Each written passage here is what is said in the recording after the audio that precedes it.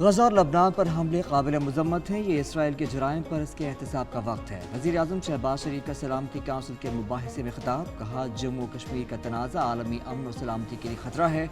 کشمیر سے متعلق قراردادوں پر عمل ہونا چاہیے۔ کشمیری عوام کو حق خود ارادیت دیا جائے۔ افغانستان میں فتنہ الخوارج متحرک ہے۔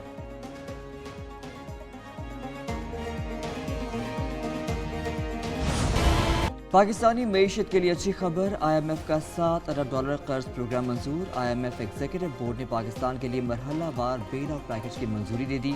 پاکستان کو پہلے مرحلے میں $1.1 ارب ملیں گے۔ پہلی قسط 30 ستمبر تک ملنے کا امکان، دوسری قسط بھی اسی مالی سال میں آئے گی۔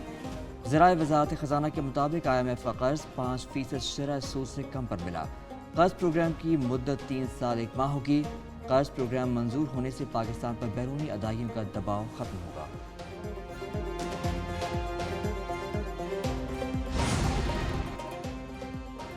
قرض منظوری پر M D I M F Kristalina Georgieva کی پاکستان کو مبارکباد، کہتی ہیں پاکستان کی معیشت درست سمت میں جا رہی ہے۔ حکومت امیروں سے ٹیکس لے کر غریبوں کی مدد کر رہی ہے۔ پاکستان نے اصلاحات کی ہیں جس سے معیشت میں بہتری آئی، معاشی گروتھ اور مہنگائی میں کمی ہو رہی ہے۔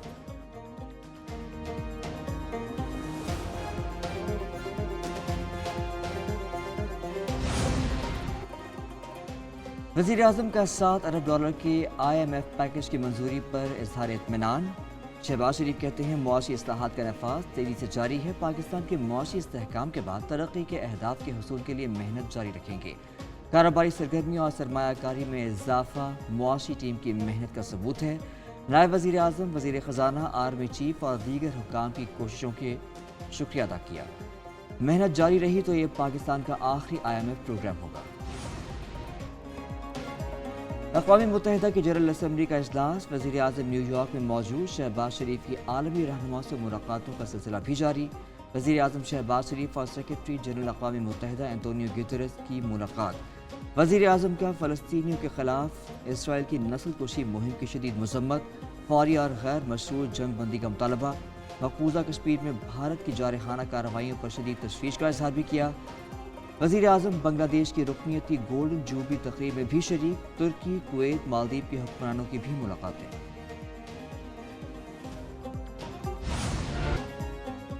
ایف بی آر کا نان فائلرز کے خلاف 1 اکتوبر سے سخت کریک ڈاؤن کا فیصلہ۔ ایف بی آر کے مطابق بیرون ملک جانے پر پابندی عائد ہو سکتی ہے۔ موبائل سمز، بجلی اور گیس کے کنیکشن منقطع کرنے کی حکمت عملی بھی تیار۔ ٹیکس چوری یا غلط معلومات کی صورت میں بھاری جرمانہ ہوگا۔ نان فائلرز گاڑی اور گھر نہیں خرید سکیں گے۔ پاکستان میں نان فائلر کیٹیگری ختم کرنے کا فیصلہ۔ ماہانہ 50,000 روپے کما کر گوشوارے جمع نہ کرانے والا نان فائلر ہوگا۔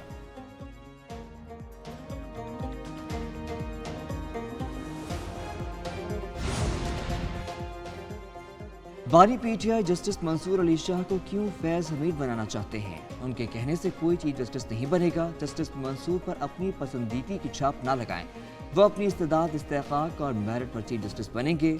سینیٹر عرفان صدیقی کی نیوز کانفرنس، مزید کہا مخصوص نشستوں کے فیصلے میں بار بار آئین اور قانون توڑا گیا۔ پارلیمنٹ آئین کی پیروی کرے یا غیر آئینی فیصلے کی، عدالتی فیصلے میں غلطی کو کون درست کرے گا؟ ججوں کی آزادی عزیز ہے لیکن آئین سے زیادہ نہیں۔ پارلیمنٹ کو امریکی سینٹ کی طرح ججوں کی تعیناتی اور سزا دینے جیسے کاموں پر مجبور نہ کرے۔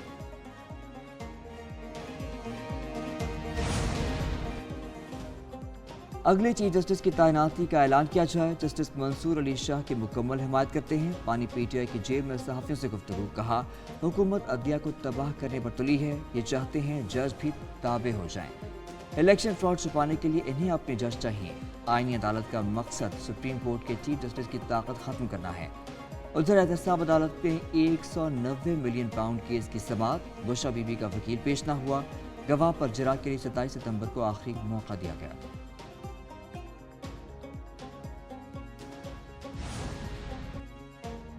مخصوص نشستوں کا کیس، وضاحتی حکم سینئر جج کے سٹاف کے کہنے پر اپلوڈ ہوا۔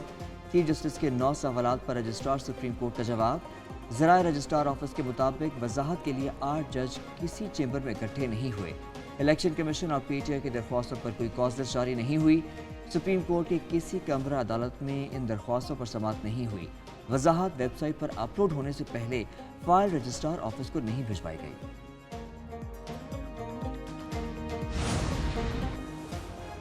آئینی عدالت کے قیام کے حق میں ہیں، خواہش ہے آئینی ترمیم اتفاق رائے سے منظور ہو۔ JHY کے سربراہ مولانا فضل الرحمان کی صحافیوں سے گفتگو، کہا توسیع مفادات کی بنیاد پر نہیں، ضرورت کی بنیاد پر ہونی چاہیے۔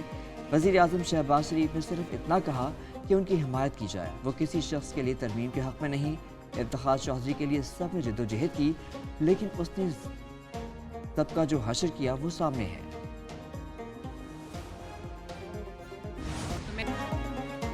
کسی کو غنڈہ گردی نہیں کرنے دیں گے، پنجاب آ کر قانون توڑنے والوں کو منہ توڑ جواب دیا جائے گا۔ وزیر اعلیٰ پنجاب مریم نواز کا دو ٹوک اعلان، علی امین گنڈاپور کو آئینہ بھی دکھا دیا۔ پولنگ وان پر حملہ کرتے، جملے کستے، زو معنی جملے بولتے، ایک وزیر اعلیٰ دوسرے صوبے پر حملہ آور ہو جائے، لشکر لے کر آ جائے اور خود کلاشنکوف لہرائے اور گاڑی کے شیشے توڑتے۔ اس سے عوام کو کیا درس دے رہے ہیں؟ خیبر پختونخوا میں عوام بھول رہے ہیں، وزیر اعلیٰ عیش و عشرت میں پڑے ہیں، جلسے کرتے رہیں گے یا عوام کے لیے کام بھی کریں گے؟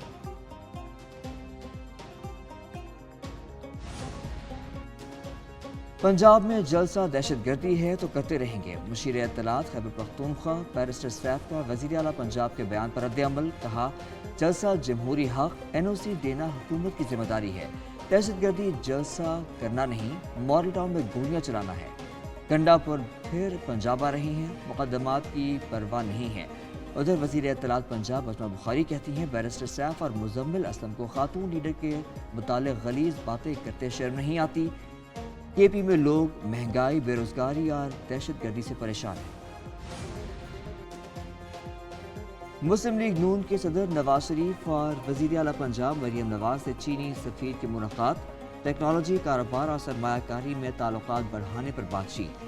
سابق وزیر اعظم نواز شریف نے کہا مریم نواز عوام کے لیے بہت سے فلاحی منصوبوں کی قیادت کر رہی ہیں، پنجاب انفراسٹرکچر اور ٹیکنالوجی میں چین کے تعاون کا خیر مقدم کرے گا۔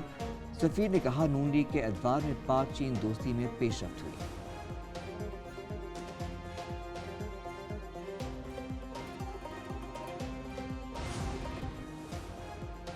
ملک کے کئی علاقوں میں آج سے بارشوں کا امکان، محکمہ موسمیات کے مطابق وقفے وقفے سے بارشوں کا سلسلہ 1 اکتوبر تک جاری رہے گا۔ پنجاب کے مختلف علاقوں میں تیز ہواؤں اور گرج چمک کے ساتھ بارش متوقع۔ NDM نے 26 ستمبر سے 1 اکتوبر تک بارشوں سے پیدا صورتحال سے نمٹنے کے لیے الرٹ جاری کر دیا۔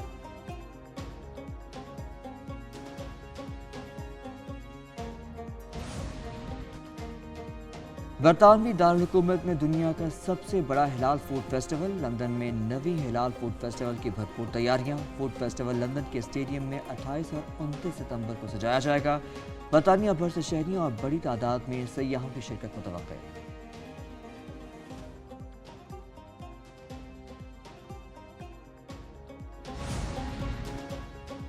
اور کراچی آرٹس کونسل میں ورلڈ کلچر فیسٹیول آج شروع ہوگا۔ 35 روزہ میلے میں 40 تھیٹر، 55 میوزک، 50 ڈانس پرفارمنسز ہوں گی، 20 ورک شاپس، 15 ٹاک شو اور فن پاروں کی 5 نمائشیں سجائی جائیں گی۔ فیسٹیول میں 40 ملکوں کے نمائندے شریک ہوں گے۔ صدر آرٹس کونسل احمد شاہ کی بریفنگ، صوبائی وزیر ذوالفقار شاہ نے کہا فیسٹیول پاکستان کا مثبت چہرہ دکھائے گا۔